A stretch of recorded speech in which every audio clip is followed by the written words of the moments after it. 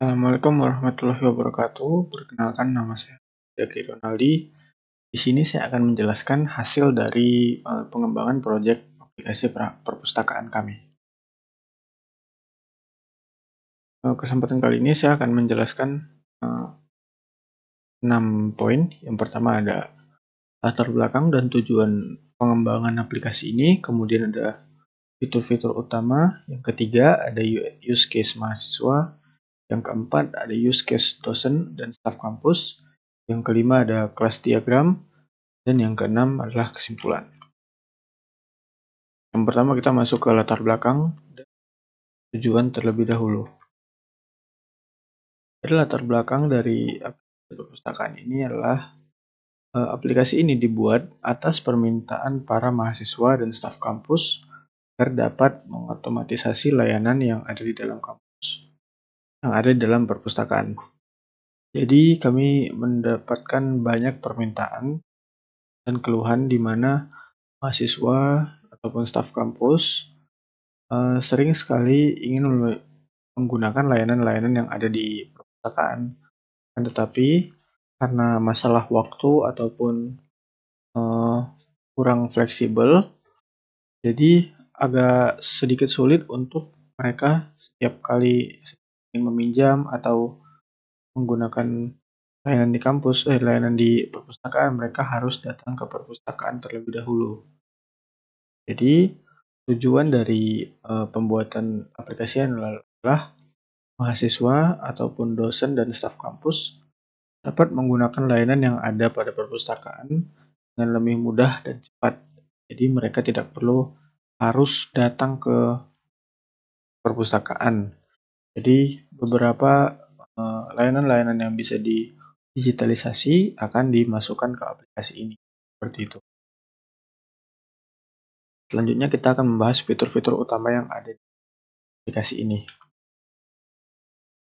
Yang pertama adalah fitur login, di mana untuk menggunakan aplikasi ini, pengguna harus login ke dalam aplikasi menggunakan email kampus.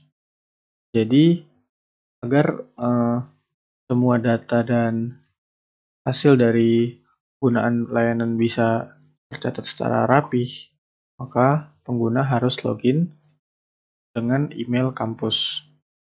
Selanjutnya adalah pinjam buku. Nah, pinjam buku ini adalah layanan yang paling utama di dalam perpustakaan.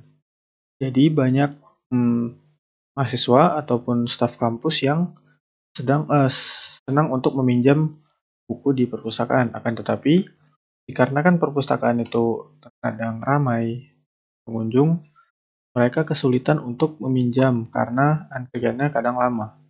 Untuk satu orang meminjam bisa sampai 10 menit, karena mereka harus memilih buku terlebih dahulu, lihat-lihat buku, kemudian harus memasukkan data diri, kemudian data buku secara manual ke dalam komputer. Dan secara waktu, catatan peminjaman itu cukup lumayan lama.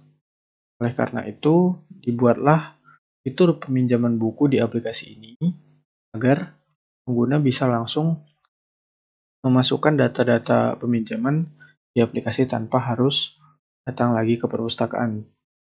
Selanjutnya adalah cari-cari buku. Kebanyakan yang datang ke perpustakaan itu kadang tidak semuanya mau tahu apa yang akan dibaca. Jadi mereka biasanya melihat-lihat dari genrenya ataupun lokasi-lokasi rak. Misalnya ada buku edukasi, kemudian buku novel, dan mereka akan melihat satu persatu seperti apa buku tersebut. Jika buku dirasa mungkin menyenangkan atau ingin dibaca, maka baru mereka akan mengambil buku itu. Nah, yang menjadi masalah adalah terkadang jika saat perpustakaan itu sedang ramai, ada banyak orang-orang di bagian-bagian rak tersebut. Jadi kadang terasa seperti sempit dan kurang nyaman. Nah, dengan aplikasi ini, pengguna bisa mencari buku di dalam aplikasi, lalu mereka bisa mengisi kata kunci seperti penulis atau judul buku ataupun genre yang ingin dibaca. Jadi tanpa harus datang ke perpustakaan, mereka bisa melihat-lihat buku yang ada di perpustakaan yang tersedia. Kemudian jika rasa mereka menarik, baru mereka bisa datang ke perpustakaan untuk membaca ataupun meminjam buku tersebut. Selanjutnya kita akan masuk ke Unified Modeling Language atau UML dari aplikasi ini. Pertama pengertiannya dulu. Pengertian dari Unified Modeling Language adalah sekumpulan diagram atau kelas yang digunakan sebagai sarana rancangan oleh para pengembang. Jadi, selain digunakan sebagai alur penggambaran untuk para klien atau customer, UML ini juga digunakan oleh para pengembang-pengembang yang ingin mengembangkan aplikasinya. Jadi, semisalnya aplikasi itu dikembangkan oleh banyak programmer, UML ini dibuat agar tiap-tiap programmer tahu bagian mana saja yang akan dikerjakan, fitur-fitur apa saja yang disediakan, dan juga bagaimana alur dari aplikasi tersebut akan bekerja. Kemudian, tujuan pembuatan UML untuk aplikasi perpustakaan ini, yang pertama yaitu mengetahui fitur yang dapat diakses para pengguna, seperti login, kemudian cari buku, peminjam, dan lain-lain. Lalu kemudian mengetahui alur kerja pada sistem. Jadi, dengan pembuatan UML ini, kita bisa tahu bagaimana cara kerja aplikasi ini dari awal, dari mulai login, kemudian bagaimana alurnya untuk meminjam buku, sampai bisa di-approve peminjamannya, sampai pada akhirnya mengembalikan bukunya. Kemudian yang terakhir adalah mengetahui hubungan antara tiap kelas atau diagram. Jadi, di sini kita akan tahu bagaimana hubungan seperti pengguna ketika login, kemudian hubungan data buku ke buku yang dicari, lalu juga bagaimana sistem dengan verifikasi peminjamannya. Baik, kita akan masuk ke model yang pertama yaitu use case untuk mahasiswa. Jadi di sini kita bisa lihat mahasiswa memiliki 3 fitur utama yang sudah dijabarkan tadi. Yang pertama ada pinjam buku di paling atas, kemudian adalah login, dan yang terakhir adalah cari buku. Untuk sekarang, fitur yang akan dikembangkan adalah 3 ini terlebih dahulu. Karena menurut dari kebutuhan dan permintaan, fitur-fitur inilah yang sangat dibutuhkan di awal pengembangannya. Jika nanti ada fitur yang ingin ditambahkan, akan ditambahkan selagi kita mengembangkan aplikasi ini. Yang pertama yang paling simple, yaitu kita masuk ke metode cari buku. Jadi fitur ini pertama mahasiswa akan mengetik kata kunci yang ada pada buku tersebut. Jadi di sini kita menambahkan line include yang berarti untuk mencari buku, pengguna harus mengisi kata kunci. Jadi kata kuncinya bisa seperti judul buku, kemudian penulisnya, atau genrenya. Setelah mengisi kata kunci tersebut, baru pengguna diarahkan ke daftar-daftar buku yang sesuai dengan kata kunci yang telah diisi. Kemudian selanjutnya adalah pinjam buku. Nah, untuk mengakses fitur pinjam buku ini, pengguna harus melakukan login terlebih dahulu. Oleh karena itu kita menambahkan line include, yang berarti pengguna harus melakukan metode yang dituju, yaitu login. Selanjutnya untuk pinjam buku, sistem akan mengecek ketersediaan buku tersebut. Nah, di sini kita juga menambahkan line include yang berarti metode tersebut akan dikerjakan sebelum melakukan metode selanjutnya. Jadi, jika semisalnya buku tersebut ternyata tidak tersedia atau sedang dipinjam, maka alurnya tidak akan bisa berlanjut ke verifikasi peminjaman. Semisal bukunya tersedia, maka dari cek ketersediaan akan berlanjut ke verifikasi pinjaman. Nah, di sini mahasiswa memiliki aturan, yaitu maksimal peminjaman hanya 3 buku. Jadi, semisalnya mahasiswa sedang meminjam 3 buku, kemudian ingin mengajukan peminjaman selanjutnya, atau buku keempat, sistem akan otomatis menolak pinjaman tersebut. Jadi di sini, dia memverifikasi peminjaman adalah sistem secara otomatis. Jadi admin tidak perlu verifikasi secara satu persatu atau manual lagi. Nah, jika dilihat ternyata buku tersebut tidak tersedia atau mahasiswa sedang meminjam 3 buku dan ingin melakukan peminjaman lagi, sistem akan langsung menolak peminjaman tersebut. Nah, semisal peminjamannya sudah diverifikasi, ada lain yaitu extend, di mana metode ini dilakukan setelah metode sebelumnya, yaitu kirim notifikasi. Jadi, kita akan bikin aturan seperti 5-3 hari sebelum jatuh tempo, sistem akan mengirimkan notifikasi pengingat kepada mahasiswa untuk mengembalikan buku tersebut. Nah, kemudian ada kelas atau admin. Admin di sini ada dua fitur. Yang pertama adalah login, kemudian yang kedua adalah kelola data buku. Nah, untuk melakukan kelola data buku ini, admin harus login terlebih dahulu. Karena itu kita menambahkan line include.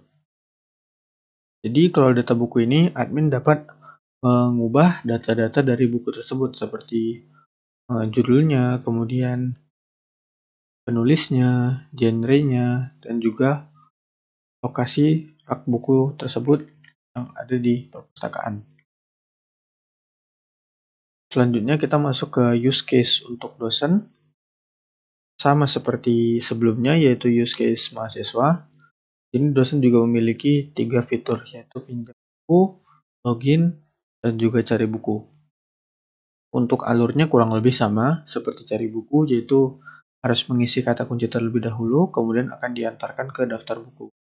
Untuk minjam buku, pengguna harus login terlebih dahulu, kemudian akan dicek ketersediaan buku yang dipilih.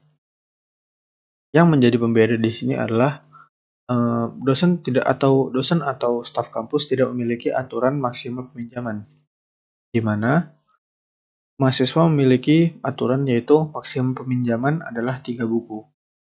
Sedangkan dosen tidak.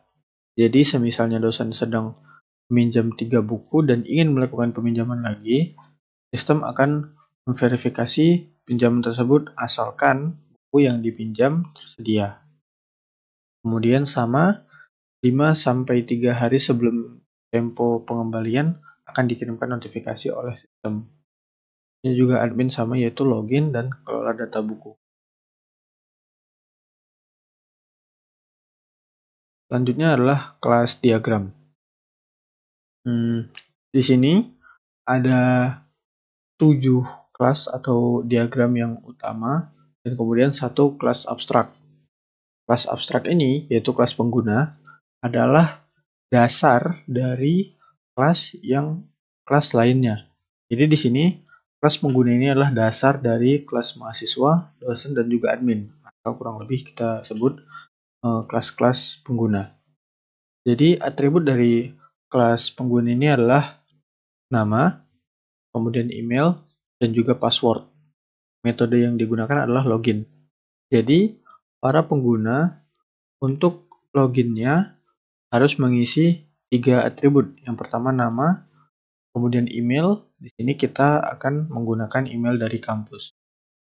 Email dan kemudian yang terakhir password. Lalu setelah login akan dibagi menjadi 3 kelas yang berbeda sesuai dengan atribut-atribut yang diisi.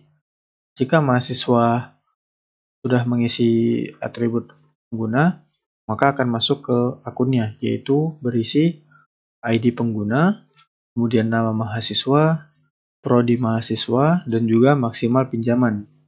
Maksimal pinjaman ini akan ditampilkan jika mahasiswa sedang meminjam buku. Jadi, jika sedang tidak meminjam buku, akan ada keterangan 0, atau mungkin akan dibuat sedang tidak meminjam buku, atau tidak ada, kurang lebih seperti itu. Dan metode yang bisa dilakukan adalah pinjam. Selanjutnya, kelas dosen kurang lebih sama seperti mahasiswa, artinya atributnya lebih sedikit, yaitu adalah pertama ada ID pengguna, kemudian nama dosen. Metode yang ada juga sama, yaitu pinjam buku. Selanjutnya admin, yang pertama ada ID admin, kemudian nama admin yang login ke komputer tersebut. Untuk metodenya adalah kelola data, nanti akan saya jelaskan di. Yang pertama mahasiswa dan dosen, metode yang bisa dilakukan adalah pinjam buku. Jadi dari pinjam buku ini akan diantarkan ke kelas peminjaman. Nah, peminjaman ini berisi atribut yang pertama ada ID pengguna, kemudian ada ID buku yang akan dipinjam, tanggal peminjaman, dan juga tanggal pengembalian buku tersebut. Nah, dari sini akan diantarkan ke alur bukunya, kelas bukunya. Jadi, peminjaman ini akan mengecek juga data buku yang tersedia di kelas buku. Nah, buku ini adalah kelas dari item tiap buku-buku yang ada di perpustakaan. Jadi, setiap buku akan memiliki kelas ini dan mendapatkan atribut-atribut yang ada di kelas ini. Atribut dari buku ini yang pertama ada ID buku, kemudian judul buku, lalu ada penulis buku, genre buku, dan lokasi rak. Nah, kelima atribut ini digunakan sebagai kata kunci dari kelas pencarian. Jadi selain bisa meminjam buku, mahasiswa dan dosen juga bisa melakukan pencarian. Di sini untuk melakukan pencarian ada atribut yang diisi, itu kata kunci. Kemudian setelah mencari buku, akan diantarkan ke kelas buku. Nah, kata kunci tersebut bisa diisi menggunakan ID buku, judul buku, penulis, genre, dan juga lokasi rak. Yang terakhir, pada buku ada atribut tersedia. Nah, tersedia ini menggunakan tipe data boolean yang memiliki input benar dan salah. Jadi, tersedia ini akan dicek di peminjaman. Untuk melakukan peminjaman akan dicek juga bagaimana buku ini tersedia atau tidak. Jadi semisalnya bukunya tidak tersedia, maka tidak bisa dilakukan pinjaman. Bisa dilihat buku di bawahnya ada metode cek ketersediaan. Lalu, semisalnya peminjaman sudah berhasil, seperti yang kita lakukan tadi, mana 5 sampai 3 hari sebelum tempo pengembalian akan dikirimkan notifikasi. Di sini notifikasinya dibuat menjadi kelas baru yang berisi pertama pesan yang akan dikirimkan ke pengguna dan juga tanggal dikirimnya notifikasi tersebut. Metode yang bisa dilakukan adalah kirim. Oke, kita kembali ke kelas admin. Di sini adalah ada metode kelola data, di mana admin bisa mengatur data-data yang ada di dalam buku. Jadi, di dalam kelas ini ada 6 atribut pada buku. Yang pertama ID, judul, penulis, genre, lokasi, dan juga ketersediaan. Nah, admin bisa mengatur data-data buku ini menggunakan kelola data. Jadi semisalnya lokasi raknya berpindah, maka admin bisa mengaturnya langsung dari aplikasi ini. Dan juga ketersediaannya jika buku tersebut sedang dipinjam atau mungkin lagi habis atau bagaimana, maka admin bisa mengelola datanya dari kelola data. Selanjutnya kita masuk ke kesimpulan terakhir. Kesimpulannya, dengan pembuatan alur dan penggambaran yang jelas, pengembangan aplikasi ini dapat lebih mudah dipahami oleh pengembang. Jadi dengan adanya kelas-kelas diagram, kemudian use case diagram yang kita buat, alur kerja aplikasi ini dan bagaimana fitur-fitur pada aplikasi ini dapat bekerja akan lebih mudah dipahami oleh pengembang. Jadi pengembangan aplikasinya bisa lebih efisien, lebih cepat, dan juga tidak memakan banyak waktu. Mungkin sekian saja dari presentasi saya terhadap pengembangan aplikasi perpustakaan ini. Jika ada kurangan kata mohon dimaafkan. Assalamualaikum warahmatullahi wabarakatuh.